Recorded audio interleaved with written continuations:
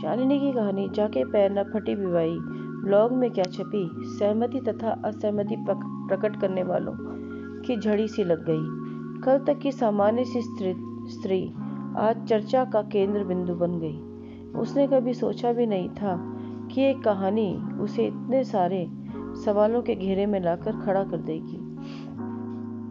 WhatsApp पर तथा पत्रों के द्वारा न जाने कितनी ही स्त्रियां ने उससे अपने अपने अनुभव बांटने शुरू कर दिए और पत्रों को हाथ में लिए लिए शालिनी सोचने लगी कि क्या कभी सासू माओं का व्यवहार अपनी बहुओं के लिए बदलेगा।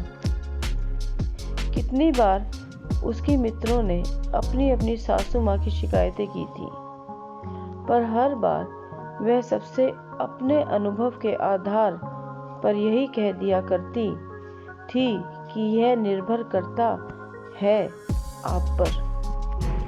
आप किस प्रकार अपने ससुराल में संतुलन बैठाते हैं।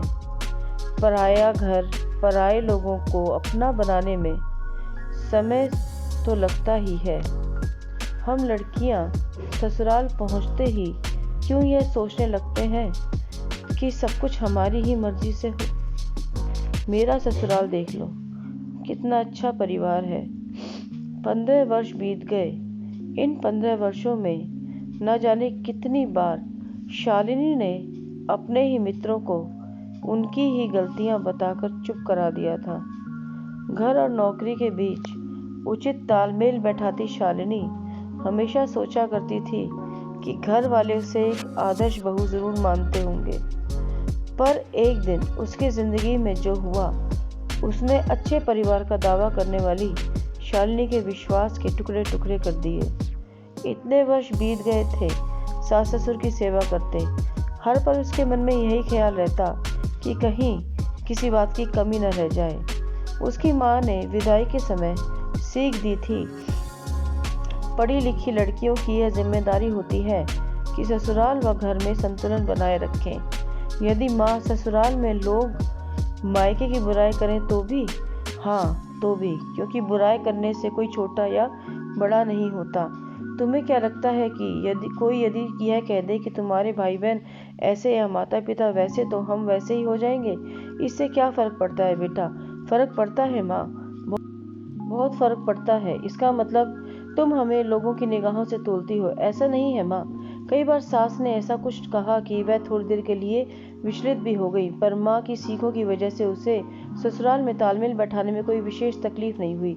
लेकिन जब 15 सालों बाद एक दिन माताजी ने यह कहा कि मेरे समीर के लिए बहुत से रिश्ते आ रहे थे, नीरज दुबे जी की लड़की वो तो बहुत सुंदर थी, अच्छा दान दहेज भी मिल रहा था, शालिनी का मुंह खुला का खुला रह गया। मन किया कि कह दे, जब अच्छी लड़की और अच्छा दान दहेज मिल रहा था तो क्यों नहीं कर ली शादी। यदि होती तो आज पछताना नहीं पड़ता, पर यह जवाब कभी नहीं दिया, इसलिए चाहकर भी कुछ नहीं बोल पाई। उस दिन उसे एहसास हुआ सासू माँ कभी अपनी माँ नहीं बन सकती और ना ही ससुराल अपना घर। उस दिन उसे समीरा की बात याद आ गई। कैसे बिलक बिलक कर रोया करती थी।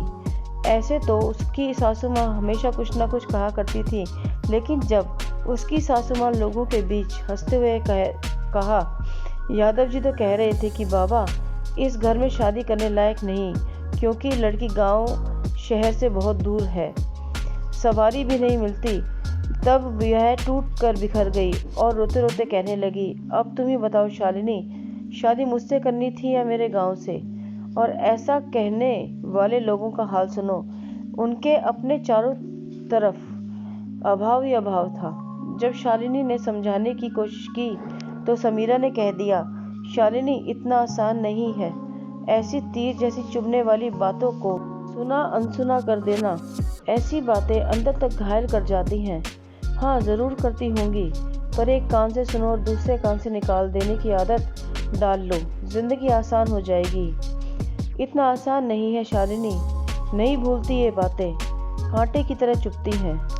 भूलना पड़ेगा वरना जीवन जीना मुश्किल हो जाएगा।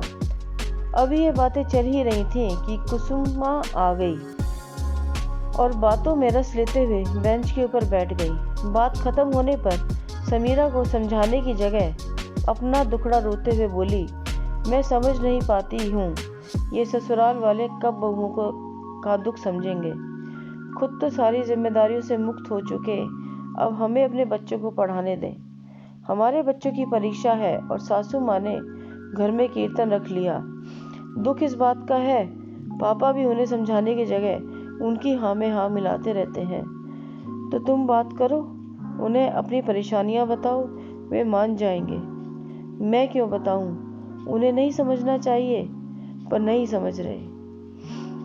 तो समझाना तो पड़ेगा ना, मुझे पता है उनका जवाब क्या होगा। क्या यही कि बड़ी मुश्किल से लोग माने हैं, बड़ी बरकत होती है पूजा पाठ करने से, तुम भी कर लिया करो। वे तो बिना सोचे समझे कुछ भी बोल आती हैं, फिर सारा कुछ हमारे सिर पड़ता है। अब लो, लग जाओ काम वालियों की तरह, 100 लोगों के लिए खाना बनाओ, पूजा के लिए प्रसाद बनाओ, काम करें हम और नाम होगा माता जी का। लगता है तुम्हारे पति भी मेरे पति की तरह कुछ नहीं कहते, समीरा ने कहा। कुसुमा ने गहरी सांस ली और बोली, पुरानी औरतों के पास न जाने कैसा जादू होता था कि पति और पुत्र दोनों को वश में करना आता था। मजाल है कि कभी पिताजी या अभय कुछ बोल दें या उनकी बात काटें। जादू तो आता है, मैंने देखा है। दरअसल पहले स्त्रियां किसी के सामने कुछ नहीं कहती थी। मेरी माँ भी कभी कोई बात नहीं किसी के सामने कहती। एक हम हैं जो कहना होता है जहाँ कहना हो, जिसे कहना हो, बिना सोचे समझे सबके सामने कह देती हैं। यही ठीक है, शालिनी ने कहा।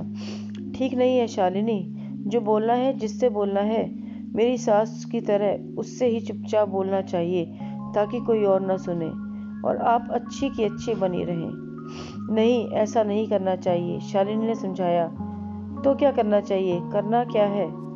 ससुराल में माता पिता हमारी बातें यदि शायद ना सुने, पर जब यही बातें उनके बच्चे उन्हें समझाएं तो शायद असर होगा और उन्हें बुरा भी नहीं लगेगा। इसलिए कोशिश करके अपने देवर, ननद या पति से बात करो। बड़ी रहस्य भरी मुस्कान के साथ कुसुमा ने कहा। शालिनी, तुम्हें क्या लगता है कि हमने यह प्रयास नहीं किया होगा?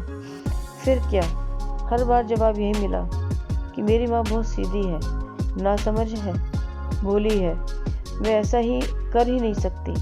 आप बड़ी किस्मत वाली हैं जो आपको ऐसा परिवार और ऐसे सास ससुर मिले हैं। उनकी बातें सुन सुनकर मैं इस नतीजे पर पहुंची हूँ कि मेरी सासू माँ कहाँ कुछ गलती करती हैं। दरअसल कभी उनकी नासमझी, कभी उनका सीधापन, कभी उनका भोलापन, कभी उनकी उम्र गलतियाँ करती है।